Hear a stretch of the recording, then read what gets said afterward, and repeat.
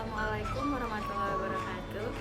Kenalin, nama aku Nabila Sabriwafa Adianti, jurusan Teknik Kimia, Fakultas Teknologi Industri Universitas Islam Indonesia. Di sini aku bakal ngejelasin tahapan-tahapan apa aja sih yang ada dalam proses pembuatan semen untuk memenuhi salah satu tugas dari mata kuliah perancangan pabrik kimia.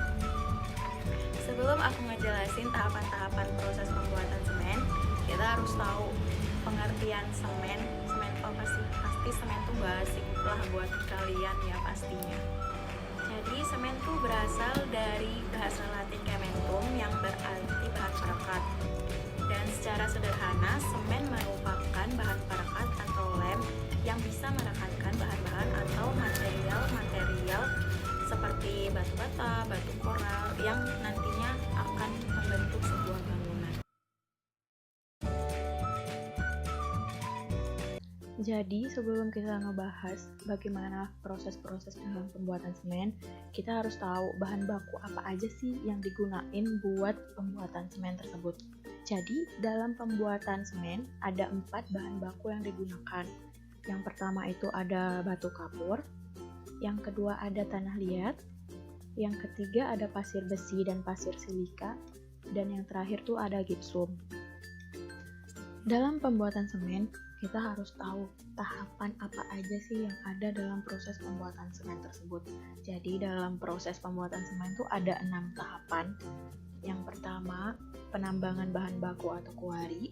Yang kedua ada penyiapan bahan baku. Yang ketiga, penggilingan awal. Yang keempat, proses pembakaran atau pembentukan klinker. Yang kelima, penggilingan akhir. Dan yang terakhir tuh ada pengemasan. Nanti di sini aku bakal ngejelasin satu persatu proses tersebut. Di tahapan pertama ada penambangan bahan baku atau kuari. Jadi pada proses penambangan bahan baku atau kuari ini, bahan-bahan berupa batu kapur, batu silika, tanah liat, dan material-material lain yang mengandung kalsium, silikon, aluminium, dan besi oksida diekstraksi menggunakan drilling dan blasting. Jadi di sini ada 3 proses. Yang pertama ada penambangan batu kapur, yang kedua penambangan batu silika, dan yang ketiga ada penambangan tanah liat. Yang pertama ada penambangan batu kapur. Di penambangan batu kapur ini itu seperti membuang lapisan atas tanah dan dilakukan pengeboran membuat lubang dengan bor untuk tempat peledakan blasting dengan teknik electrical detonation. Dan yang kedua ada penambangan batu silika. Penambangan itu dilakukan dengan pendorongan batu silika menggunakan dozer ke tepi tebing dan jatuh di loading area. Jadi di penambangan batu silika ini tidak membutuhkan peledakan karena batuan silika merupakan butiran yang saling lepas dan tidak terikat satu sama lain. Dan yang ketiga ada penambangan tanah liat. Penambangan tanah liat dilakukan dengan penggerukan pada lapisan permukaan tanah dengan ekskavator, di mana diawali dengan pembuatan jalan dengan sistem selokan selang-seling. Pada tahapan kedua ada penyiapan bahan baku. Jadi bahan baku berupa batu kapur dan tanah liat nanti bakal dihancurkan untuk memperkecil ukurannya. Di sini fungsinya agar mempermudah dalam proses penggilingan. Lalu alat yang digunakan untuk menghancurkan batu kapur dinamakan crusher, sedangkan alat yang digunakan untuk menghancurkan tanah liat disebut clay cutter. Di sini crusher digunakan untuk memecah batu dari ukuran diameter 100 hingga 1500 mm menjadi ukuran yang lebih kecil dengan diameter 5 hingga 300 mm. Produk dari limestone crusher dan clay crusher bercampur dalam belt conveyor dan ditumpuk di dalam storage mix. Nah, di storage mix ini akan terjadi proses prehomogenisasi. Limestone hasil dari crushing tadi tentunya belum sepenuhnya memiliki ukuran yang sama karena sebagian ada yang terlalu kecil. Nah, pada storage, limestone yang ukurannya berbeda tersebut disebar merata sehingga menjadi homogen. Di tahapan ketiga ini ada penggilingan awal. Pada proses penggilingan awal, alat utama yang digunakan dalam proses penggilingan adalah vertical roller mill atau VRM. Sedangkan untuk media pengeringnya adalah udara panas yang berasal dari suspension preheater dengan suhu 300 sampai 400 derajat Celcius. Di tahapan ini terjadi dua proses. Yang pertama ada proses basah dan yang kedua ada proses kering. Yang pertama ada proses basah. Proses basah penggilingan dilakukan dalam raw mill dengan menambahkan sejumlah air, kemudian dihasilkan selari. Dan material-material ditambahkan air lalu diumpankan ke dalam raw mill. Karena terjadi putaran, material akan bergerak dari satu ruang ke ruang berikutnya. Yang kedua ada proses kering. Proses kering terjadi di duodan mill yang terdiri dari drying chamber, COM 1, dan COM 2. Lalu material-material dimasukkan bersamaan dengan dialirkannya gas panas yang berasal dari suspension preheater dan menara pendingin. Pada ruangan pengering, terdapat filter yang berfungsi untuk mengangkut dan menaburkan material, sehingga gas panas dan material berkontaminasi secara merata sehingga efisiensi dapat tercapai. Pada proses kering ini juga terjadi pemisahan material kasar dan halus dalam separator. Tahapan selanjutnya yaitu ada proses pembakaran atau pembentukan clinker.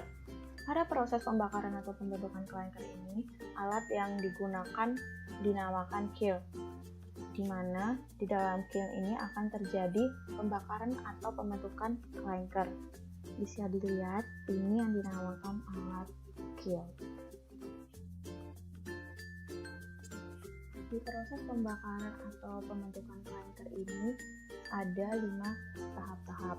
Yang pertama itu ada pengeringan selari, yang kedua pemanasan awal, yang ketiga kalsinasi, yang keempat pemijaran, dan yang terakhir itu ada pendinginan. Yang pertama itu ada pengeringan selari. Jadi dalam pengeringan selari ini terjadi pelepasan air bebas dan air terlibat untuk mendapatkan padatan tanah kering. Dan yang kedua ada pemanasan awal. Setelah mengalami homogenisasi di grinding silo, material tadi ditampung ke dalam bale. Kemudian, selama pemanasan, tidak terjadi perubahan berat dari material tetapi hanya peningkatan suhu, yaitu sekitar 66.100 derajat Celcius dengan menggunakan preheater. Pemanasan awal itu terjadi pada daerah sepertiga setelah panjang chill dari inlet. Dan yang ketiga ada kalsinasi. Di kalsinasi, kalsium karbonat terurai menjadi senyawa-senyawa penyusunnya pada suhu 600 derajat Celcius. Dan yang keempat ada pemijaran. Di pemijaran, reaksi antara oksida-oksida terdapat dalam material yang membentuk senyawa hidrolisis seperti C4AF, C3A, C2S nanti akan membentuk clinker. Dan yang terakhir ada pendinginan. Di proses pendinginan terjadi pendinginan clinker secara mendadak dengan aliran udara sehingga clinker berukuran 1150 hingga 1250 gram per liter. Clinker dikirim menuju tempat penampung clinker dengan menggunakan alat transportasi yaitu pan conveyor. Selanjutnya ada penggilingan akhir. Jadi, penggilingan akhir merupakan sebuah proses menggiling bersama antara terak dengan gimsum, natural atau sintesis, dan beberapa jenis aditif yang ditambahkan dalam jumlah tertentu selama memenuhi kualitas dan spesifikasi semen yang dipersyaratkan. Jadi di sini untuk sintesisnya itu untuk pengendalian setting dinamakan deterger, sedangkan untuk jenis aditifnya itu pozolan, slag, dan batu kapur. Di penggilingan akhir ada 3 bahan yang digunakan.